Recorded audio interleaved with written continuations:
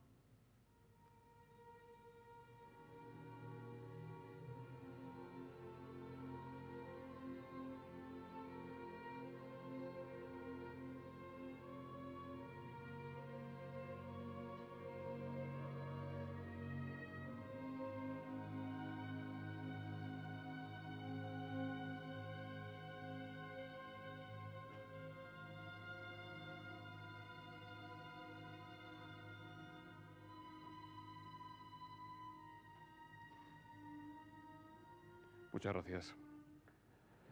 Hoy tenemos el honor de recibir en esta tribuna, por segunda vez, al secretario general de la Organización Mundial de Turismo de Naciones Unidas, Mr. Taleb Rifai, al que va a presentar y he de agradecérselo con nuestra enhorabuena por haber asumido hace poco tiempo sus funciones de secretario de Estado de Asuntos Exteriores, a don Ignacio Ibáñez.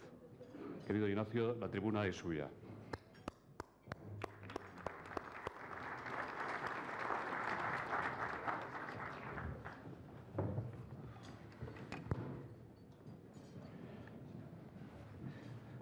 Señores embajadores, señor secretario general, señoras y señores, mi presencia hoy aquí se explica por cumplir un encargo del ministro de Asuntos Exteriores y Cooperación. El ministro García Margallo hubiera deseado estar hoy con todos ustedes para presentar en este prestigioso foro Nueva Economía a su buen amigo, el secretario general de la Organización Mundial de Turismo, el doctor Taleb Rifai. Ello, sin embargo, no le ha sido posible porque está realizando una gira por Oriente Medio, una gira que ha comenzado precisamente en el país de origen del secretario general, Jordania, y que le llevará también a Palestina e Israel. Ello me brinda a mí la oportunidad de ser el encargado de presentar a Taleb Rifai, el funcionario de más alto rango de Naciones Unidas en España. Desde 2009, el doctor Rifai tiene a su cargo no solamente la gestión de la única agencia de Naciones Unidas cuya sede principal se encuentra en territorio español, la Organización Mundial de Turismo, sino la de representar en nuestro país a todo el sistema de Naciones Unidas.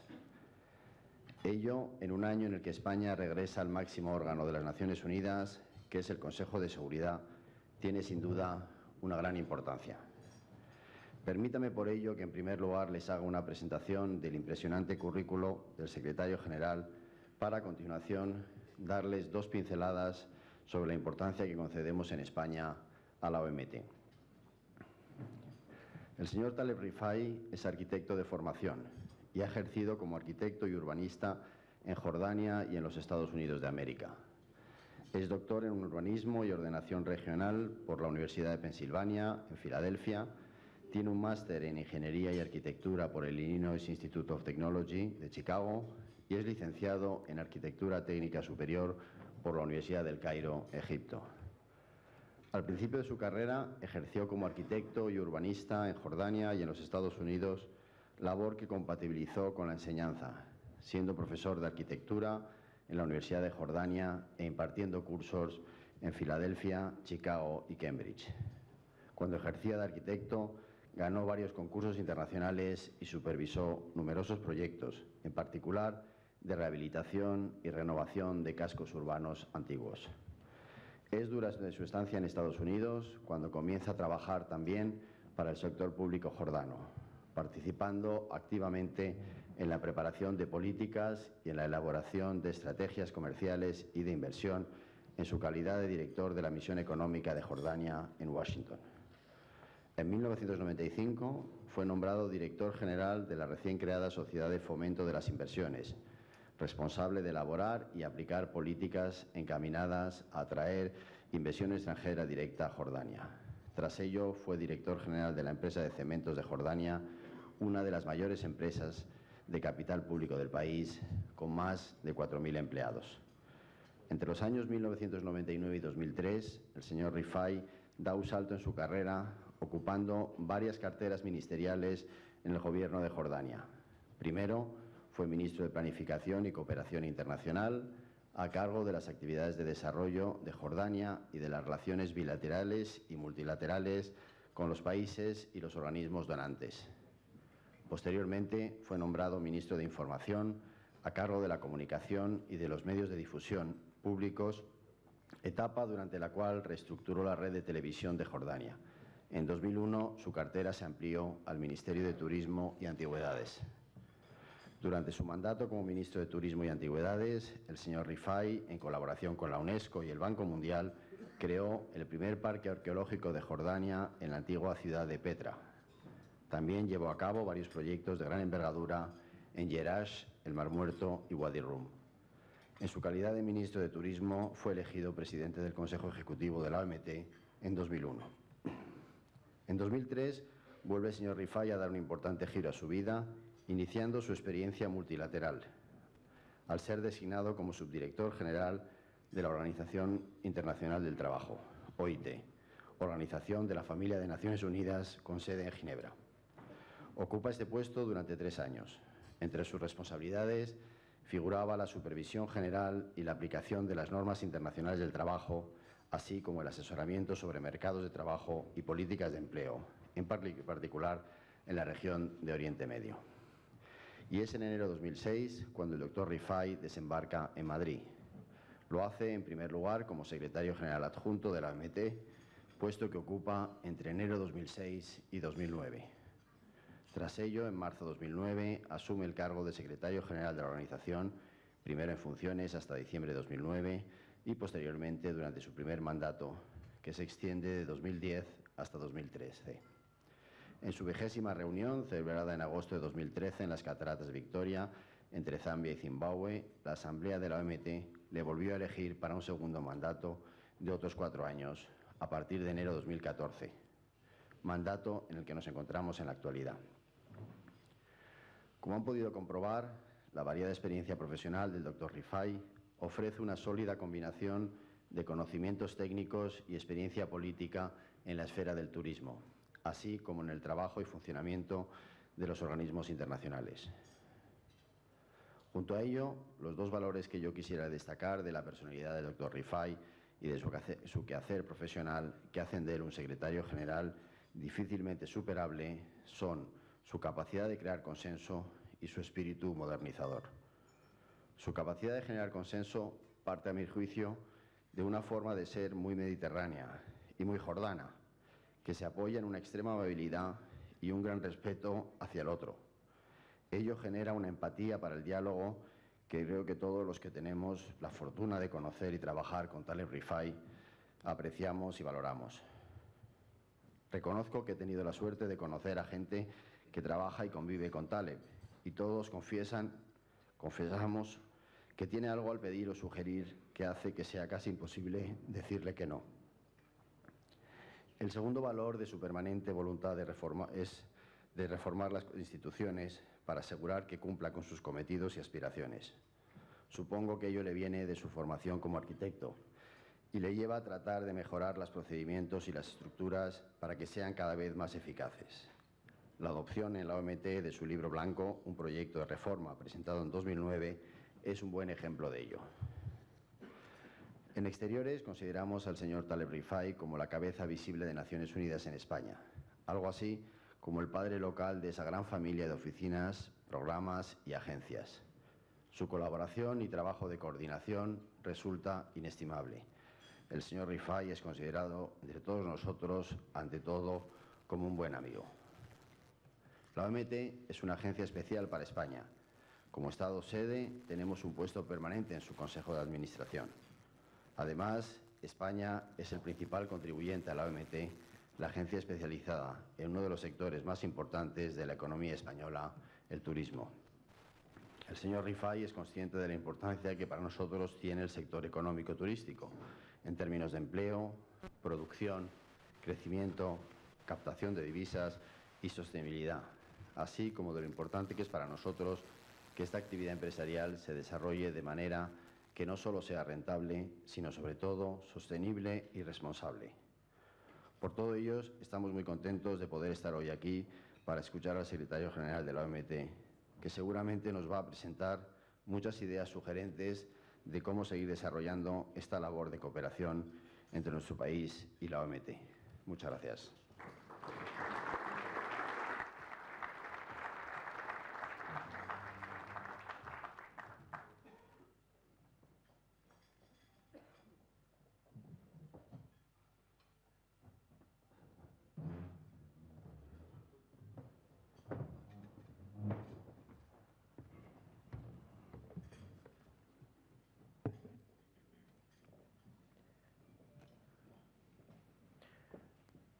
Muchas gracias, don Ignacio Ibáñez, por su amable introducción. Muchas gracias a la organización, particularly José Luis Rodríguez. I thank you so much for your wonderful organization. Gracias por esta magnífica organización. Aquí con ustedes esta mañana. Señores y señoras, queridos amigos, muchas gracias a todos por su asistencia. I think with your permission, Con su permiso, si me lo permiten, me gustaría hablar en un idioma en el que creo que me voy a poder comunicar mejor. Y pido disculpas de antemano por obligarles a algunos de ustedes a utilizar los auriculares. Les agradezco su comprensión. Quisiera comenzar dando las gracias a Ignacio. Y yo le llamo Ignacio porque lo cierto es que se ha convertido en un buen amigo. No piensen que esto es simplemente una respuesta a sus amables palabras de introducción. No, es que realmente es una persona magnífica. Desde que llegó a su nuevo puesto en el Ministerio de Asuntos Exteriores, yo he seguido sus pasos, especialmente por la candidatura de España al Consejo de Seguridad. Y he visto cómo él y su equipo, junto con el ministro Margallo, por supuesto, que es el que ha liderado el proceso, como todos ellos han sido capaces de conseguir lo que muchos pensaban que iba a ser difícil. Y que lo he hecho además con mucha profesionalidad. Estoy muy orgulloso de considerarle mi amigo. Querido Ignacio. Señoras y señores, realmente es muy importante para mí hablar hoy aquí en esta tribuna, en España, como alto funcionario de Naciones Unidas, como la voz de las Naciones Unidas aquí en España. Y de hecho he accedido a mi nuevo mandato, como saben, en enero del año pasado. Muchos de ustedes me entenderán si les digo que he tenido que pensar mucho en los últimos 3 días si atenerme a mi discurso o cambiarlo. He tenido una conversación con el embajador sueco esta mañana y él me dijo: no tiene por qué cambiar su discurso después de lo ocurrido en París hace 3 días. Y yo le dije: sí, voy a considerar sus palabras. Pero ayer, después de lo que vimos, esos millones de personas que salieron a las calles, cuando vimos el apoyo que se dio a la idea de la libertad, la democracia y la dignidad del ser humano, decidí atenerme a las palabras que había escrito. Porque lo cierto es que, bueno, es posible que este no haya sido un buen inicio para el año 2015, pero yo diría que probablemente sea para mejor. a pesar de que tengamos que pagar un altísimo precio, un precio trágico. Pero lo cierto es que yo diría que este ha sido un comienzo histórico para el año 2015. Además, yo creo que es importante que España empiece su mandato en el Consejo de Seguridad en el año 2015. Y al final de mi breve presentación intentaré relacionar ambas ideas. También quisiera dar la bienvenida, en particular, a mis colegas del Sistema de Naciones Unidas. Hay 15 agencias de Naciones Unidas representadas en España. Sé que muchos de sus representantes están aquí en este desayuno. Les puedo ver entre las mesas. Les agradezco, de hecho, su apoyo, porque todos trabajamos como si fuéramos un mismo equipo y pensamos que este es un país muy importante para construir lo que quiere construir Naciones Unidas en el mundo actual. Queridos amigos, el año 2015 marca el 70 aniversario de la creación de Naciones Unidas. En el año 1945 el mundo presenció el nacimiento de lo que yo llamaría probablemente uno de los logros más importantes de la humanidad en toda su historia. Por primera vez en la historia, piénsenlo por un momento, por primera vez en la historia, el sistema global mundial se creó, un sistema que incluía a todo el mundo. En principio, su arquitectura decía que todas las naciones, todos los pueblos del mundo eran miembros de esta organización, de este sistema. No solamente los que salieron victoriosos de la Segunda Guerra Mundial, ni los más fuertes, o los que podamos percibirlos como tales, no. De hecho, el Sistema de Naciones Unidas fue diseñado para todo el mundo. Su arquitectura, desde el principio, se creó así con esa intención. Un sistema muy amplio. Y esa es la premisa con la que me gustaría comenzar mi discurso esta mañana. Puede que sea un sistema que no sea perfecto hoy, ¿no? Incluso en su arquitectura original ya tuvo muchas críticas. Mucha gente dice que hay que cambiar sus reglas, pero aún así es un sistema indispensable. El mundo no podría sobrevivir sin Naciones Unidas, y si no existieran las Naciones Unidas tendríamos que crearlas. Es un sistema global del que hablaré hoy, que por primera vez en la historia encarna los valores más importantes y los ideales más importantes, y se basa en tres principios: progreso social, paz y derechos humanos. Nunca antes en la historia se habían reunido los pueblos de todo el mundo para decir que estos eran principios que había que proteger, defender y mantener en primera línea entre nuestros objetivos. Es un sistema que pretende alcanzar esos objetivos, aunque a veces fracase y aunque otras veces lo logre, pero intenta lograrlos para todo el mundo, los pequeños, los grandes, los débiles, los fuertes. En principio, este sistema es la mayor de las esperanzas que tenemos. Desde la perspectiva de Naciones Unidas, el año 2015 va a ser un año muy importante, no solo porque celebramos el 70 aniversario de su creación, sino porque además representa el fin de los objetivos del milenio y comienza el proceso de establecimiento de lo que pretende conseguir Naciones Unidas en el mundo actual. Por eso yo creo que es un momento muy oportuno comenzar el año 2015 en este foro de nueva economía tan prestigioso para analizar una serie de cosas relacionadas con el mundo en que vivimos. Primero, ¿cuáles son los principales retos que han transformado el mundo en el que vivimos? ¿Cómo han cambiado las cosas con respecto a hace 70 años? Bueno, voy a proponer algunas ideas un tanto provocadoras en este sentido. En segundo lugar, ¿encaja Naciones Unidas en este 70 aniversario? ¿Puede realizar el papel que tiene que desempeñar en un mundo que cambia tan rápidamente? ¿Cómo puede hacerlo? Y en tercer lugar, juntos queremos responder a la pregunta de si el mundo es hoy un mundo mejor de lo que era ayer y si Naciones Unidas ha sido capaz de contribuir a hacerlo mejor. Por eso yo creo que entenderán ustedes por qué tuve tantas dudas sobre si atenerme al texto que había escrito después de lo que ocurrió hace unos días en París. Quisiera comenzar con el primer aspecto que he comentado, el hecho de que vivimos en un mundo cambiante. Me gustaría centrarme aquí en dos transformaciones muy importantes y voy a sugerir que son las que han cambiado el mundo en que vivimos hoy. Ambas tienen que ver con movimientos, movimiento de la información o circulación de la información, que han dado lugar a lo que yo llamo la revolución de la información, y en segundo lugar, la circulación de personas, que ha dado lugar a lo que yo llamaría la revolución del viaje y entenderán que dedique algo de tiempo a hablar de esto al final de mi presentación, porque la revolución de los viajes incluye el concepto del turismo y el papel que desempeña el turismo en el mundo actual.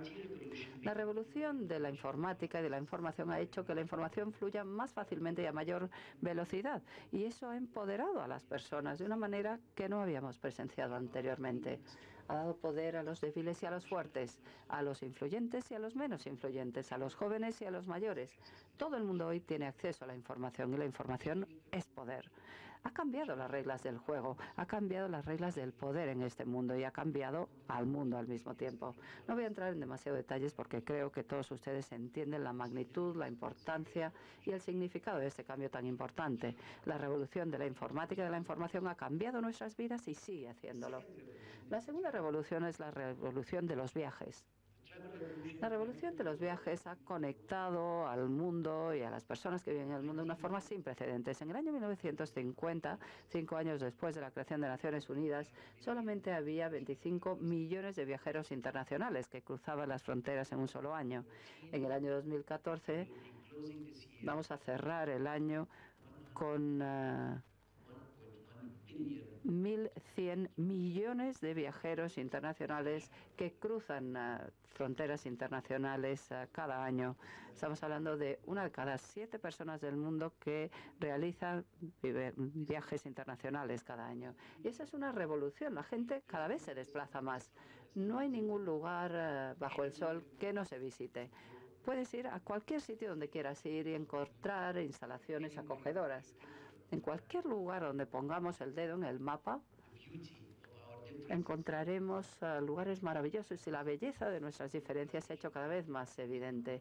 Y ahora esto ha hecho que nuestros sueños sean los mismos. Los viajes, el turismo nos han ayudado a explorar nuestra diversidad y todas las comunidades intentan mostrar lo que tienen de especial, ¿no?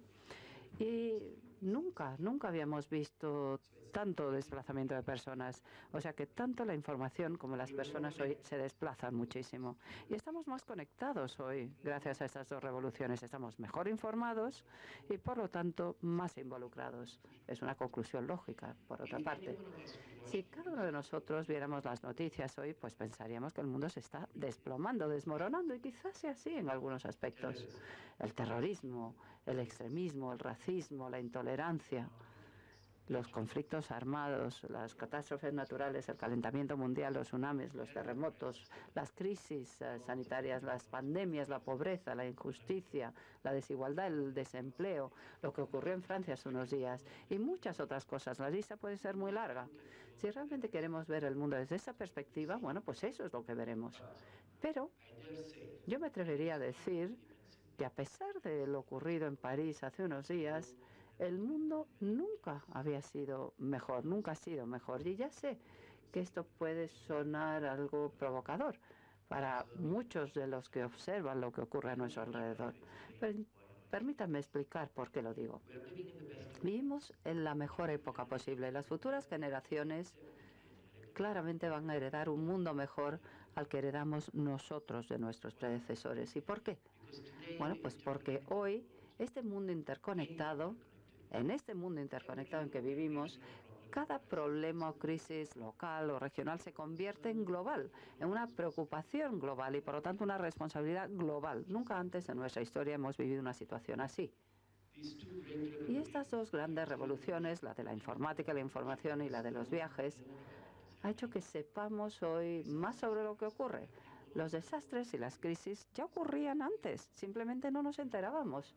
Hoy sí, las conocemos y sabemos lo que ocurre en todas partes. Nos conocemos mejor por el hecho de que viajamos. Sabemos más, nos preocupamos más y por lo tanto nos ocupamos más. Nunca antes habíamos compartido los mismos ideales y los mismos sueños en todas partes del mundo. Todo el mundo quiere libertad, a pesar de esas voces oscuras que se puedan oír de vez en cuando, a pesar de esas voces que intentan llevarnos a siglos atrás. Y esto es lo que se llama la globalización. Para bien o para mal, la globalización nos ha hecho unirnos más en un mundo único. Y estamos unidos tanto si nos gusta como si no. Los retos políticos, medioambientales, económicos, los compartimos todos. Cuando un grupo de niñas fueron secuestradas en Nigeria, todo el mundo se enteró, en todos los hogares del mundo. Cuando en Chile secuestraron a esos menores, todos los pudimos ver en televisión. Cuando el tsunami asoló Japón, todos nos emocionamos y empezamos a ayudar.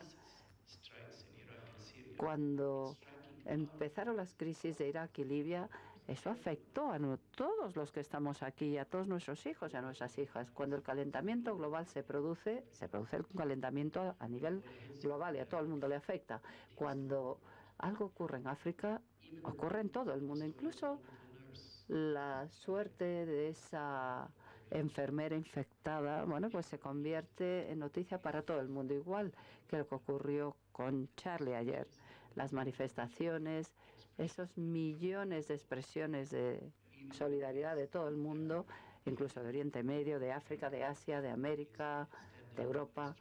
Esta es una ilustración clara de cómo el mundo es solo uno. Para bien o para mal estamos juntos en el mismo barco. Todos compartimos este mundo.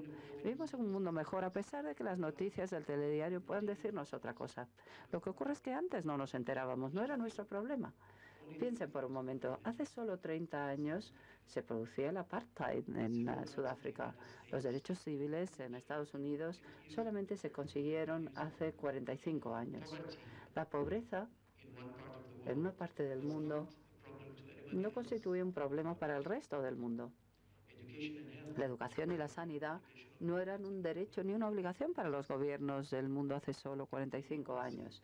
La democracia hace 56 años estaba limitada a un porcentaje muy pequeño de la población mundial y hoy es el sueño y la lucha de todo el mundo.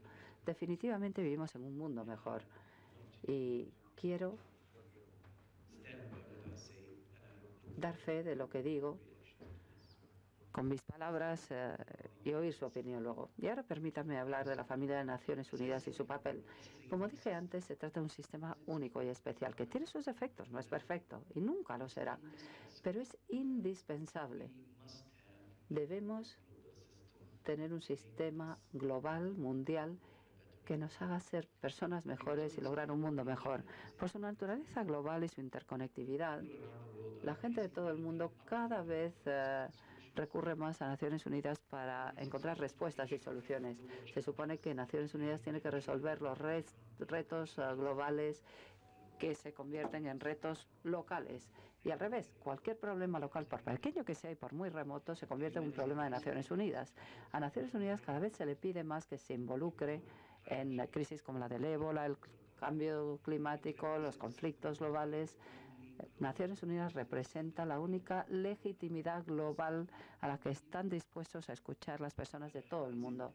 Pero, ¿cómo está funcionando Naciones Unidas? Para ser justos, y no pretendo decirlo como excusa, no podemos juzgar a Naciones Unidas por lo que ha hecho o dejado de hacer, por lo que ha sido capaz de hacer o dejado de poder hacer. No.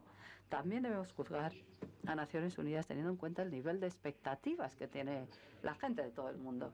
Y lo cierto es que el nivel de expectativa no ha dejado de aumentar. La gente cada vez ha pedido más al sistema de Naciones Unidas, lo cual es bueno y es sano, pero al mismo tiempo eso hace que el sistema parezca débil e incapaz de estar a la altura de esas expectativas. Naciones Unidas tiene que enfrentarse a una dicotomía. Todas las organizaciones de Naciones Unidas lo sienten así. Yo he trabajado en dos de ellas. Somos una organización que ha sido creada gracias a la voluntad de los gobiernos, financiada, votada,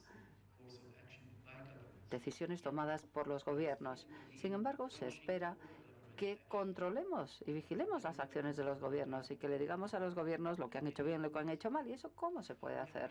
¿Cómo puedo yo decirle al gobierno del país X que no están haciendo las cosas bien, que están violando los derechos humanos, que están infringiendo la libertad de prensa, cuando luego pagan mi sueldo y el sueldo de los que trabajan conmigo? Es una tarea harto difícil y una tarea que requiere consenso, que lleva mucho tiempo y por eso tenemos que trabajar duramente. No es una excusa, es simplemente para que intenten entender en qué mundo vivimos y en qué contexto tenemos que funcionar. En enero el 8 de enero de este año, hace 3 días, el secretario general de Naciones Unidas presentó ante la Asamblea General un documento muy importante que se llama El camino hacia la dignidad de aquí a 2030, para poner fin a la pobreza y transformar las vidas y proteger el planeta. Yo les invito a leer este documento, que es el resultado de muchos años, del esfuerzo de muchas personas que han participado en su elaboración y que parte de los objetivos del milenio y que nos guiará en los próximos 15 años. Permítanme que lea algunos párrafos de este importantísimo documento. En él se dice que el año 2015 va a ser un año histórico muy importante, donde se identificará el camino hacia la dignidad. Y lo llamamos dignidad, porque realmente no hablamos solo de prosperidad económica, no, hablamos de cómo vivimos en este mundo. Y se identifican 6 elementos que habría que abordar de manera integral y no independiente. Por un lado, dignidad, las personas, la prosperidad, el planeta, la justicia y el partenariado. Se declara que el año 2015 es el año en que se pone fin a los objetivos del milenio y nos comprometemos a la obtención de esos objetivos de aquí al año 2030.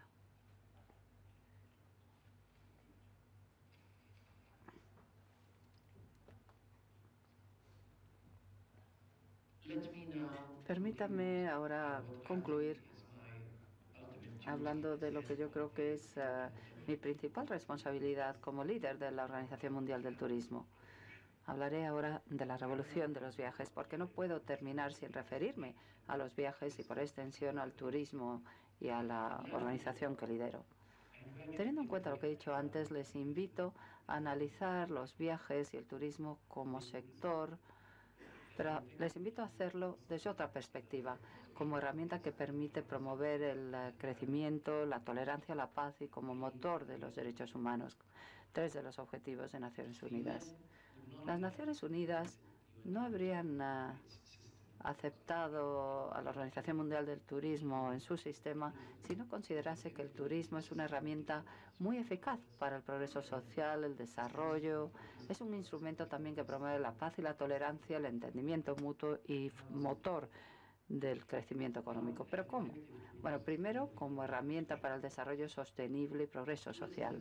El turismo ha proporcionado a algunos de los países más pobres del mundo una herramienta, un medio para igualarse con otros países, dándoles una ventaja competitiva que antes no tenían.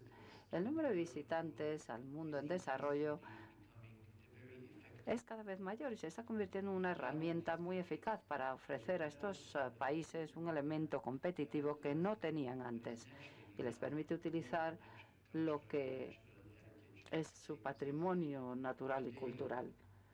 Hoy, aproximadamente un 50% de esos 1.100 millones de viajeros van al mundo en desarrollo, lo cual es bueno y eso hace que el mundo sea más justo y más equitativo.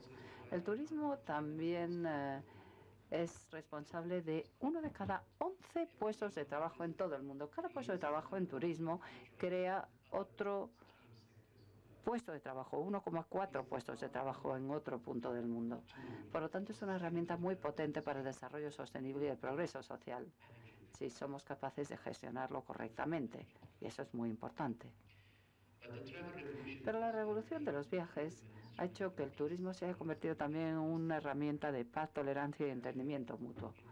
Les puedo decir que en una de las conferencias a las que he asistido en el último año, en el año 2014, había un corresponsal de guerra español que dijo algo que se me quedó grabado en la mente. Él dijo: he viajado por todo el mundo y por lo tanto soy una persona mejor.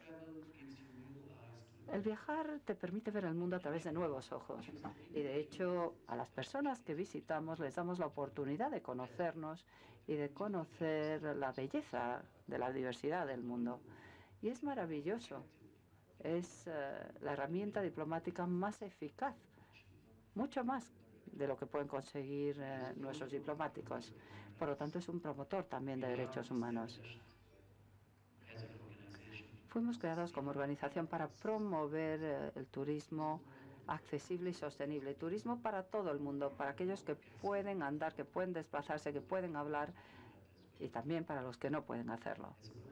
Como promotor de derechos humanos también defendemos la causa del género, de empoderamiento de la mujer. Y permítanme leer a modo de conclusión una pequeña cita de un libro que hemos publicado que se llama Historias del Turismo.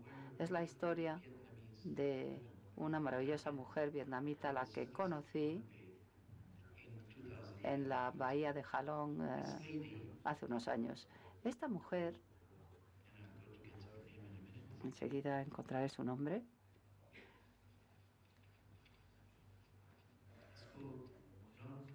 Nong Tai Ba, de Vietnam. Ella me dijo: nací y crecí en la comuna de Tuan Yen. Mi vida familiar fue muy difícil. Mi marido me abandonó por otra mujer cuando estaba embarazada de 3 meses de nuestro segundo hijo. Antes me costaba mucho educar a mis hijos. Vivíamos de cultivar arroz y también de los pollos y los cerdos, y por lo tanto tenía que también bordar para ganar lo suficiente para educar a mis hijos, y no tenía ningún sueño. En los últimos años, además de dedicarme a la agricultura y ganadería, tengo una barcaza de madera. De hecho, yo iba en esa barcaza, yo mismo, en la bahía de Halong. Ahorré suficiente dinero como para construir un nuevo tejado en mi casa. Ahora estoy protegida de las tormentas y de la lluvia, y ahora mis hijos tienen una vida mejor. Y aprendí algo de ella, y es que consiguió que su hija se casara, algo que resulta muy caro en un país como Vietnam. Esto es lo que el turismo y los viajes pueden ofrecer. Por eso nosotros pensamos que se trata de un sector diseñado para proteger y defender los derechos humanos, la paz, la dignidad y el desarrollo. Y es por eso por lo que quiero volver a lo que dije al principio sobre el papel de Naciones Unidas. En conclusión, queridos amigos, vivimos en un mundo cada vez más global. La Carta de Derechos Humanos comienza diciendo que nosotros, Naciones Unidas y los pueblos del mundo, no los gobiernos, los pueblos del mundo, debemos estar unidos hoy más que nunca para garantizar los valores de la paz, el progreso social y los derechos humanos. En resumen, hay que apoyar el sistema de Naciones Unidas y su sostenibilidad. Esta es nuestra esperanza de un mundo mejor y de un futuro mejor. Y ese es el mensaje que quiero transmitirles, y espero ahora poder responder a sus preguntas y comentarios. Y una vez más quiero decir que el hecho de que España haya accedido al Consejo de Seguridad de la ONU y el papel cada vez más importante que desempeña España en Naciones Unidas es esencial para nosotros. España representa un ejemplo único de cómo una sociedad ha aprendido que la tolerancia es la clave para resolver muchos de los problemas del mundo.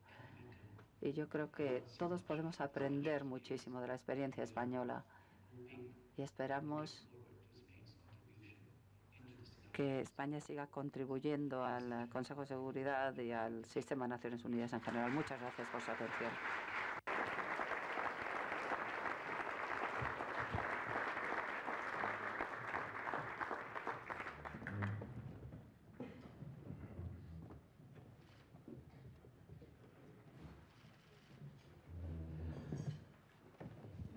Muchas gracias, señor secretario general. Empezamos con las preguntas.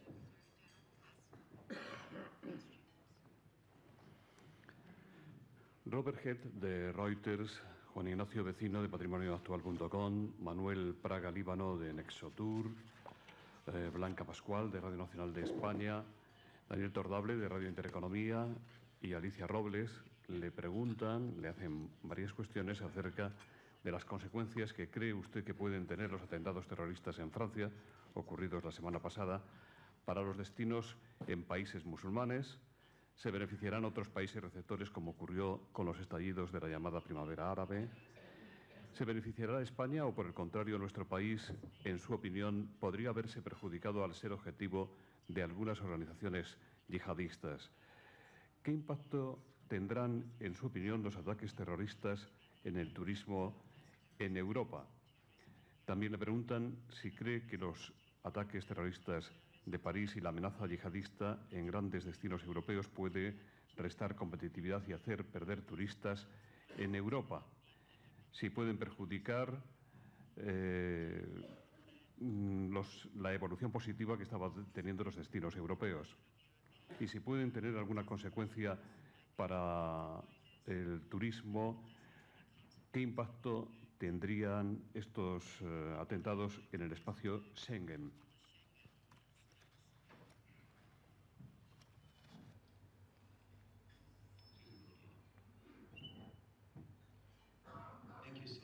Muchas gracias. Creo que estas preguntas se podrían dividir en dos grupos. La primera parte tiene consecuencias políticas. Estamos hablando del impacto en la vida de las personas, ya sea en Europa, Oriente Medio o en cualquier otro lugar del mundo, en particular España, como resultado de estos atentados terroristas. Y lo segundo tiene que ver con el turismo y con el efecto de todo esto en el turismo. Permítame reaccionar primero a la primera cosa que me preguntan. Como mi buen amigo Ignacio acaba de decir, yo vengo de Oriente Medio. Crecí en una familia musulmana, por lo tanto, y entiendo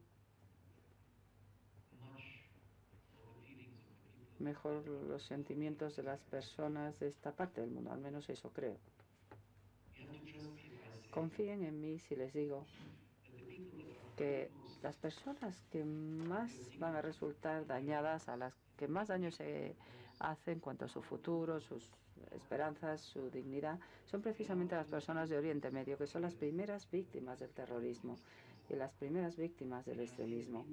Y digo las personas o los pueblos porque son en realidad la mayoría. La mayoría es la que sufre no solo de esta imagen, sino de lo que respecta a su vida diaria. Eso es lo que está ocurriendo en Siria y en Irak. Lo que está ocurriendo es el resultado de muchos años de malas políticas y frustraciones que se han manifestado con el aumento del extremismo y con estas fuerzas de oscuridad, con tanto caos, tanta anarquía.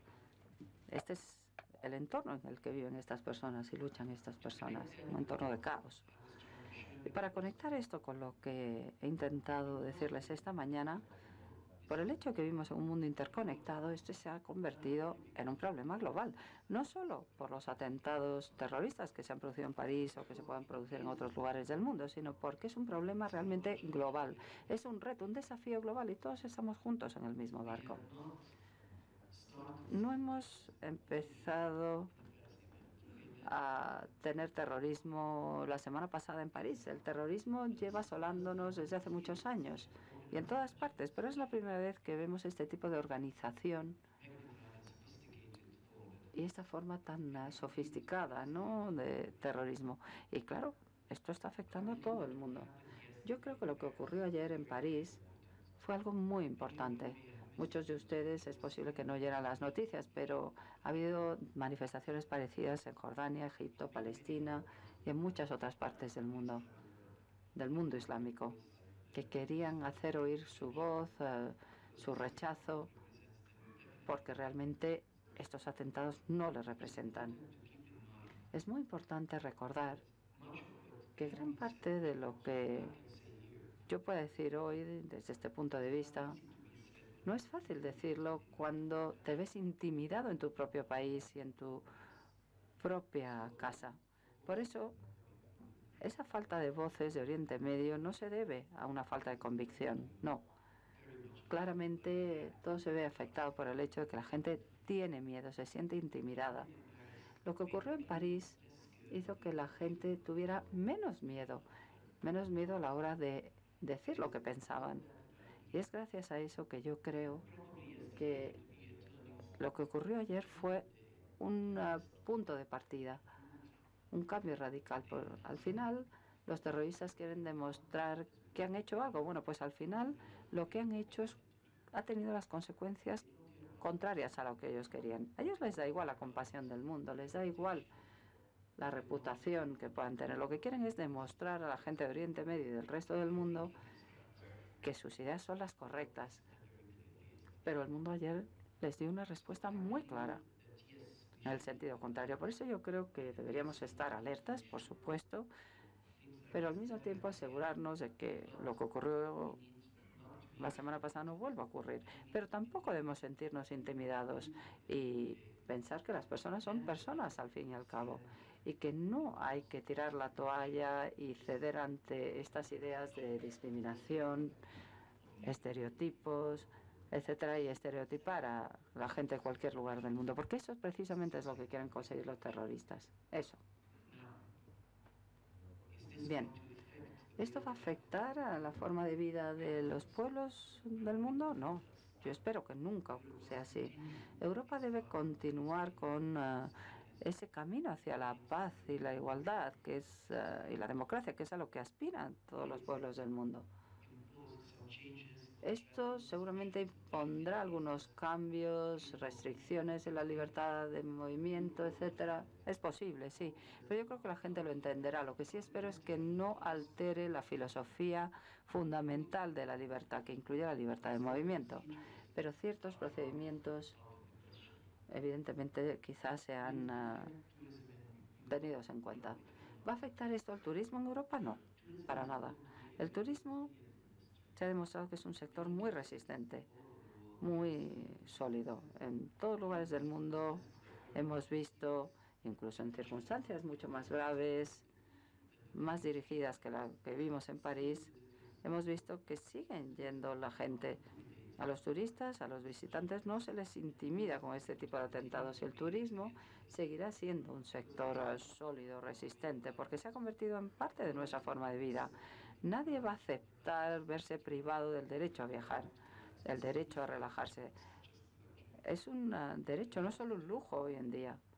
El derecho a una educación, el derecho a hacer negocios viajando, el derecho al ocio. Todo esto es algo sagrado en la vida actual de los humanos y esto no va a cambiar por los atentados. Sí, la gente será más cuidadosa, a lo mejor tendrán que ser más cuidadosos en las fronteras o más pacientes más bien, tendrán que aceptar cosas que antes no aceptaban, pero se seguirá viajando. Esa es mi idea personal. No sé si he respondido directamente a todas las preguntas, pero bueno, son algunas de las ideas que se me han ocurrido a tenor de estas preguntas. Muchas gracias. Isabel Aguilera dice, ustedes están cerrando ahora las cifras sobre la evolución del turismo internacional en 2014. Además del dato de que el número total de turistas superó los 1.100 millones, ¿qué otras tendencias y expectativas podría destacarnos de cara al año 2015? Sobre esta cuestión también le pregunta José Antonio Fernández Cuesta en términos parecidos.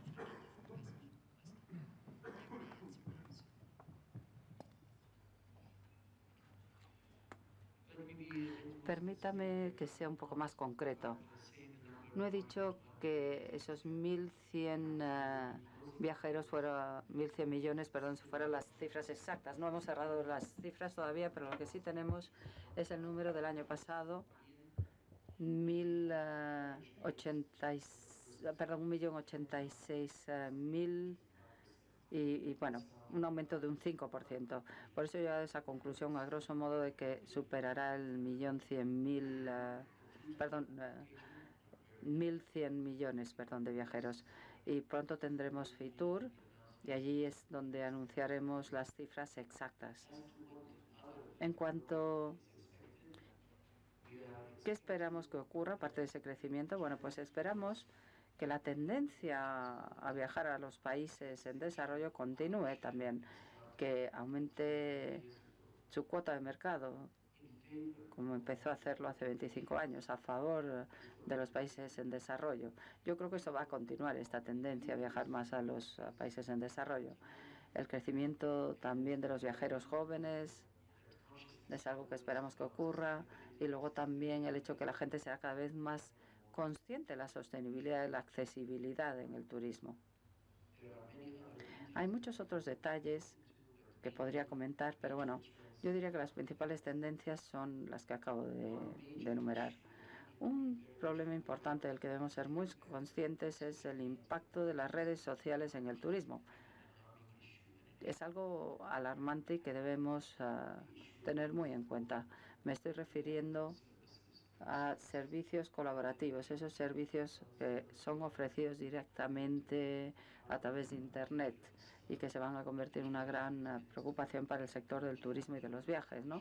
Porque va a poner en tela de juicio la posición de los operadores de turismo. Bueno, pues es uno de los retos a los que nos vamos a enfrentar en el año 2015 y más allá. De Antena 3 dice: España bate récords en turismo.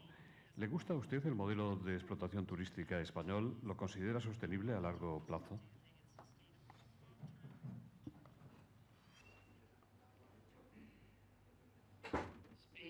España probablemente haya inventado, ¿no?, la forma de hacer turismo en todo el mundo. Y la evolución del turismo español, bueno, es un modelo que debe ser observado por todo el mundo. Y habría que verlo desde la perspectiva también de fuera de España para saber toda la admiración que hay hacia el modelo de turismo español. Si lo juzgáramos desde dentro, seríamos injustos. España empezó con modelos, o creó modelos que han sido imitados por todo el mundo y ha llegado a un punto en el que se ha dado cuenta que tiene que introducir cambios importantes. La transformación a través de la cual estamos redescubriendo tesoros culturales y todos los activos que tiene España, yo creo que va en la dirección correcta. España no es solo sol, playa, no. España ha sido capaz de enfrentarse a uno de los retos más importantes, que es la estacionalidad. Me refiero a uno de los retos más importantes para el turismo.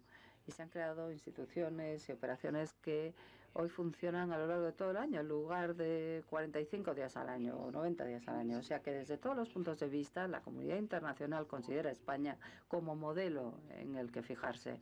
Y está claro que la nueva dirección que ha tomado España y que se centra cada vez más en las personas y en los activos culturales tangibles y no tangibles, bueno, pues es la misma dirección que está siguiendo el resto del mundo, que está imitando el resto del mundo. Gracias. De Europa Press dice: la sucesión de accidentes aéreos en aerolíneas asiáticas como AirAsia afecta, en su opinión, a la confianza del viajero en los destinos de la región.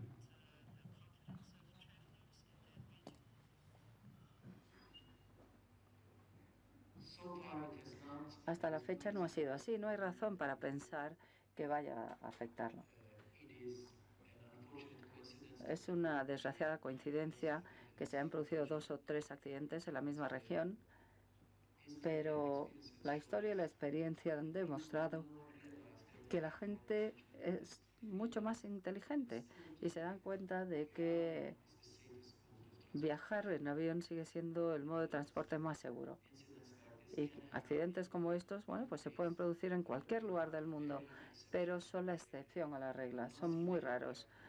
No hemos visto que esto haya tenido ningún impacto, que los 2 últimos accidentes hayan tenido ningún impacto en los viajes en avión, y no creo que vaya a afectar a los viajes en Asia. Le pregunta, señor secretario general, lo siguiente: usted ha dicho que la bajada de los precios del petróleo tiene consecuencias positivas, pero también negativas. ¿Podría detallarnos algo más sobre esto?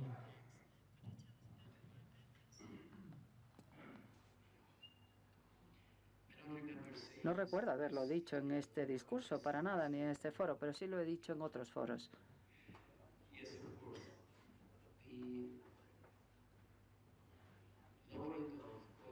El hecho de que los precios del petróleo hayan bajado ha tenido un efecto en el sector del transporte en particular. Ha hecho que viajar sea más competitivo y ha permitido sobre todo a la industria de las líneas aéreas ser más innovadores, más rentables y por lo tanto ofrecer mejores servicios a los clientes.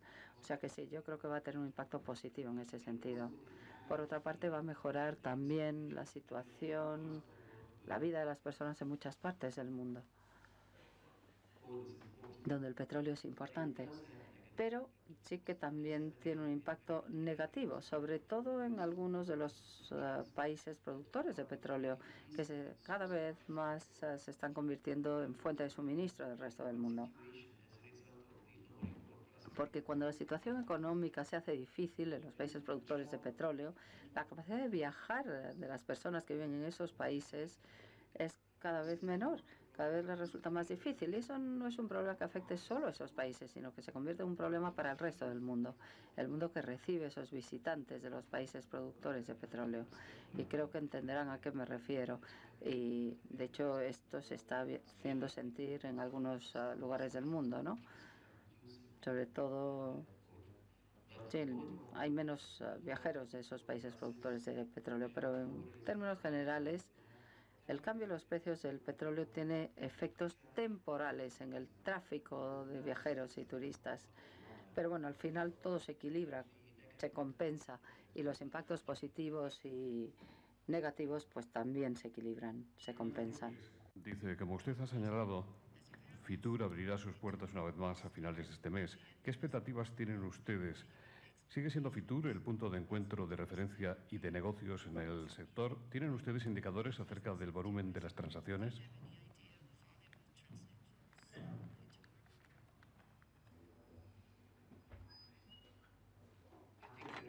Creo que in this room that are much more qualified than en esta sala mejor cualificadas que yo como para hablar del volumen de transacciones comerciales en Fitur. Lo que sí puedo decir de Fitur es que cada año se produce un mayor interés por estar aquí, porque te vean en Fitur. Se ha convertido en una cita obligada. Claramente se ha convertido en una referencia. Permítanme que les dé un pequeñísimo ejemplo. Hace 3 años yo comencé una tradición muy sencilla de invitar en la última jornada de Fitur, que este año va a ser un viernes, bueno, siempre es el último día de Fitur, en viernes, invito a los ministros de turismo, a los que siguen estando en Madrid después de concluir Fitur. Suelo invitarles a una cena informal, ¿no?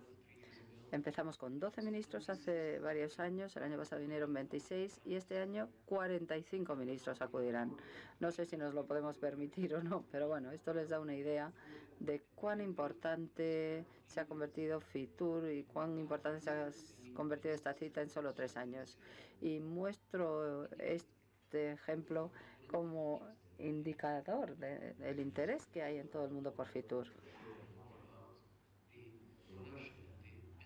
Por no hablar de los intereses comerciales y empresariales.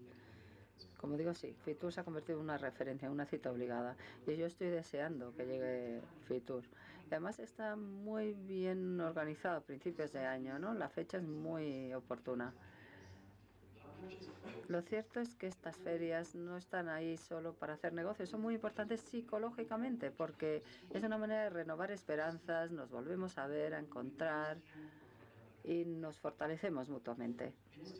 Cuando vienen los ministros, porque quieren venir, y cuando los empresarios y empresarias vienen, es porque se quieren reunir en un mismo lugar y compartir ideas y experiencias. Y el hecho de que tengamos esta cita a principios de año es muy importante, no solo por el tema del negocio, ¿no?, que es el turismo, sino también porque es una manera de elevar el espíritu y de renovar nuestra fe en esta industria, en este sector.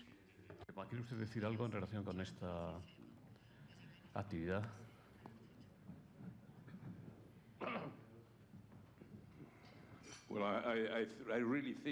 Yo realmente creo que no soy yo la persona para hablar hoy aquí. Estamos aquí para escuchar al señor Rifai, que habla con mucho conocimiento. Yo creo que él sabe más sobre estas cuestiones que yo. Pero permítame hacerle una pregunta, señor Rifai. Usted ha estado hablando sobre distintas cosas que se han producido en los últimos días en Europa. Yo realmente creo que el terrorismo es malo para el turismo y es malo para todo, y especialmente para los seres humanos. Eso es lo primero que hay que decir sobre esta situación. Pero ¿cree usted, yo realmente creo que es así, pero ¿cree usted que el turismo es un factor de paz en el mundo? ¿Cree usted que el turismo, el aumento del turismo, ayuda a los distintos países, a los distintos pueblos del mundo a ser mejores amigos? ¿Cree usted que el turismo es un promotor de la paz y de un mundo mejor? ¿Cree usted que el turismo es el camino hacia ese tipo de mundo? I completely believe in that. Yo realmente lo creo firmemente. Es algo que no se logra de la noche a la mañana. Igual que cualquier otro tipo de transformación, lo importante son sus efectos acumulativos. Cuanto más entra en contacto la gente, cuanto más se mezcla, cuanto mejor se entiende. Pero claro, las cosas no ocurren de la noche a la mañana y también estas cosas sacan lo peor que tenemos en nuestro interior. Pero yo diría que la intensidad de la revolución de los viajes claramente va a reflejarse en una mayor unidad, una mayor comprensión y mayor entendimiento. Cuando vas a un país, cuando vas a cualquier destino y comes su comida, sus bebidas, escuchas sus historias, etcétera, tú no puedes salir de ese país odiando ese pueblo. Es natural que les entiendas mejor. Algunas minorías puede que tengan una idea diferente, ¿no? Pero el impacto global o general, no del turismo per se, sino del hecho de que las personas se conozcan, se encuentren, interactúen, está claro que es una fuerza positiva, un impacto positivo. Y de eso va el turismo, eso es el turismo. Estamos hablando de animar a la gente a viajar para conocer otras personas, otros pueblos. Y esto cambia tu perspectiva de las cosas y también cambia la perspectiva de las personas que te conocen en tu destino. No creo, bueno, yo creo que el número de países que no he visitado es inferior al número de países que he visitado. Y puedo decir que yo he cambiado como persona por el hecho de haber viajado tanto. Viajar te hace una persona diferente, más abierta, más comprensiva. Cuanto más viajamos, más tolerantes, más comprensivas, más respetuosas son las personas, ¿no? Y como dije antes, es algo que no se produce de la noche a la mañana. Lleva tiempo. La revolución de los viajes no comenzó hace 100 años. Es un fenómeno moderno de hace solo 30 o 40 años. César Cortés le pregunta, ¿el ferrocarril es algo así como el patito feo en el reparto de los medios de transporte usados por los turistas junto con la navegación? ¿Qué cree que deberían hacer, por ejemplo, las autoridades europeas para agilizar la construcción y puesta en marcha de los grandes corredores ferroviarios transeuropeos previstos desde hace tiempo?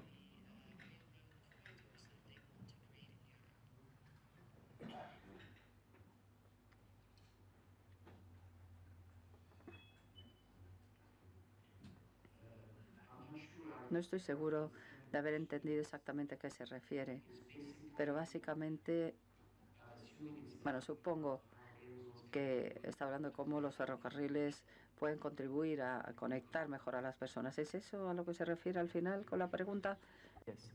En Europa en particular. In Europe in particular. You know, railroads are Ferrocarriles se están infrautilizando en el mundo del turismo hoy. A mí me encanta ver la CNN y ver la publicidad de los ferrocarriles rusos, por ejemplo. Yo creo que hemos perdido el glamour de lo maravilloso que es viajar en tren en lugar de en avión. Todos entendemos que viajar en avión es más eficiente, pero creo que los ferrocarriles se podrían utilizar más en el mundo del turismo. Solemos olvidar que el turismo comenzó hace 150 años a través del ferrocarril. El primer grupo de viajes que creó Thomas Cook desde el Reino Unido, bueno, pues se desplazó en tren hasta su destino. Y creo que Europa puede hacer mucho más conectándose a través del ferrocarril con esos corredores de los que hablaban, porque el sistema político y económico europeo nos permite desplazarnos libremente de un país a otro y eso es esencial para que el tren se convierta en una forma más eficiente de viajes, menos estresante, se disfruta más. Es es más agradable y da lugar a mayor disfrute y uso de la imaginación. Y yo espero que se haga un mayor esfuerzo por parte de Europa para conectar a los países europeos por tren. Cada vez que puedo visitar una ciudad española en tren, voy en tren en lugar de en avión. No tengo nada en contra de los aviones, todo lo contrario. Me encanta Iberia, por ejemplo. Pero me gusta más ir en tren y además llego más rápidamente, sobre todo gracias a los trenes de alta velocidad. Presidente de la Asociación Iberoamericana de Enoturismo dice: el turismo y el vino son generadores de riqueza en varios países iberoamericanos. ¿Tiene previsto la OMT algún tipo de acción para el respaldo al sector enoturístico e incluso para su promoción? Mario Sequerra, de Atlas Gourmet, dice: ¿está de acuerdo con que el turismo y la gastronomía deben ir juntos?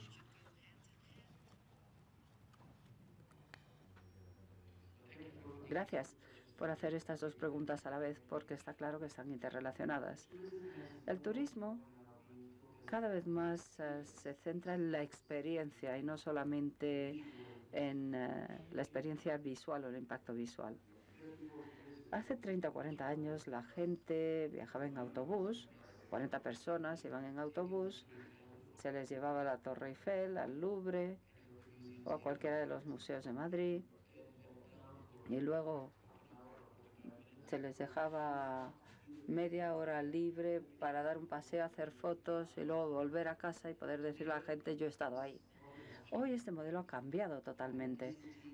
La autenticidad, la experiencia es lo importante hoy y la gente ya no se queda satisfecha solamente por un viaje encasillado. No, quieren hablar con la gente, escuchar la música del país, hablar con los camareros, hablar con los propietarios de los restaurantes, participar de una experiencia real, conocer realmente el lugar que visitan.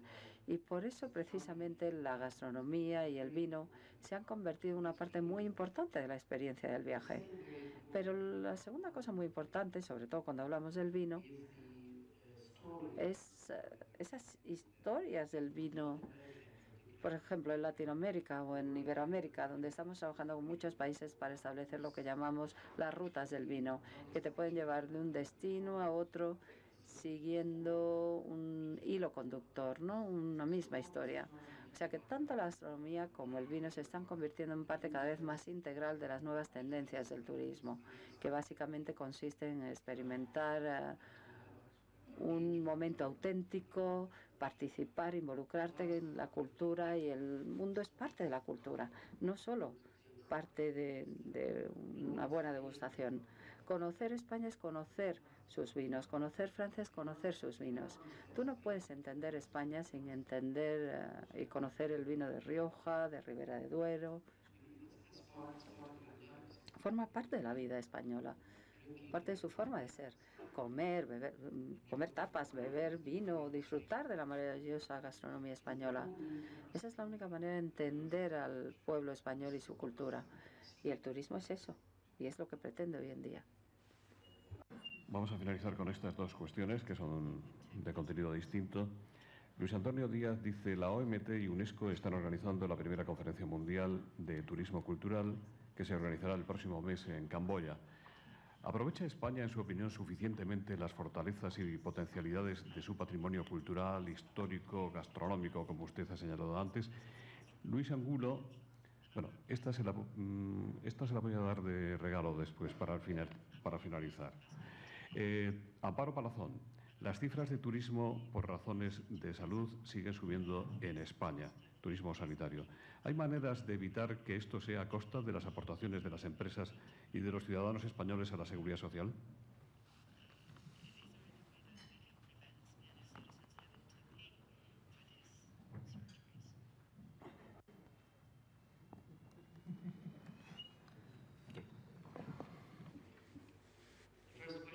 La primera pregunta es fácil, la segunda no tanto, no estoy muy seguro de que lo sea. La conexión entre cultura y turismo es también un nuevo descubrimiento de los viajeros, ¿no? El turismo comenzó hace 150 años.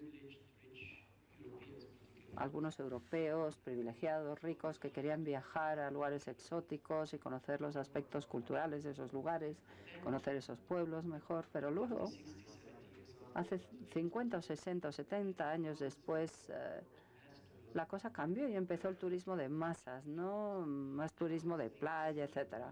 Ahora se están redescubriendo las raíces del turismo, ¿no? Esa conexión entre la cultura y el turismo. Y es muy sencillo, en mi opinión. La cultura es siempre el cuentacuentos de cualquier sociedad, a nivel tangible e intangible. El leer a las personas a través de su cultura es muy importante. Si la cultura es el cuentacuentos, el turismo es, digamos, la editorial. Así de sencillo. La cultura no tiene valor si no se disfruta, si no se experimenta, si no la ven otros. Y el turismo es lo que logra que esto ocurra, ¿no? Por eso, con la UNESCO hemos decidido organizar el primer congreso, la primera reunión de ministros de turismo y de cultura de todo el mundo en Siem Reap, en Camboya, en febrero, la primera semana de febrero de este año, bajo los auspicios del director general de la UNESCO, bajo mis auspicios y otras dos organizaciones. Y esperamos así revivir el interés en este tema. ¿España está aprovechándolo? Pues sí, está siendo un líder en esta materia. Y como dije antes, el hecho de que España haya cambiado el énfasis de turismo de playa y sol a visitar la riqueza cultural, los pueblos y la autenticidad española, es algo que están imitando muchos otros países de todo el mundo. Creo que, por supuesto, España puede hacer más en este sentido, pero ha sido la primera, la precursora y ha puesto las bases, ¿no? Y en cuanto a la segunda pregunta, entiendo la parte que tiene que ver con el turismo sanitario, porque es un componente muy importante. Hay muchos destinos en todo el mundo que están creándose una fama, ofreciendo no turismo médico, sino turismo de bienestar, lo llamamos así. Es un paquete completo que consiste no solo en ir a un hospital para operarte, aunque eso forme parte de ello, sino también un balneario, cualquier cosa que te haga sentir mejor, ¿no? Y en España tienen ustedes algunos establecimientos muy buenos, ¿no? En la costa y en el interior. Muchos balnearios y centros de wellness importantes. Pero esto, ¿cómo se puede lograr que los españoles no tengan que pagar? Es que no lo entiendo, no entiendo la relación entre los contribuyentes españoles. Es posible que no haya entendido bien la pregunta, cosa que dudo porque ha sido excelente la interpretación hasta ahora. Luego se lo explico. Luis Angulo dice, ¿en algún momento se ha pensado en replantear la sede de la OMT en España, por ejemplo, dispersando y deslocalizando sus diferentes servicios y unidades hacia otros países? ¿Han recibido ustedes propuestas en este sentido por parte de Estados miembros de la OMT? Para terminar, no está nada mal, señor Rifai. Never. Nunca, jamás ocurrirá eso. Nadie se lo ha planteado, nadie se atrevería a cambiarlo. España es el lugar más idóneo para una organización de turismo, familia de Naciones Unidas, por muchas razones. Por el papel tan importante que desempeña España en Naciones Unidas y por que es la organización del turismo. Francia podría querer ser la capital cultural del mundo y tiene UNESCO. Roma puede decir lo que quiera, Ginebra puede decir lo que quiera, pero esta es la capital del turismo mundial, Madrid, y seguirá siéndolo.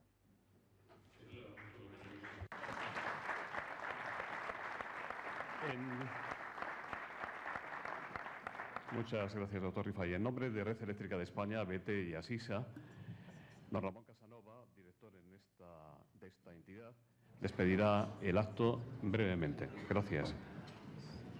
Muy buenos días.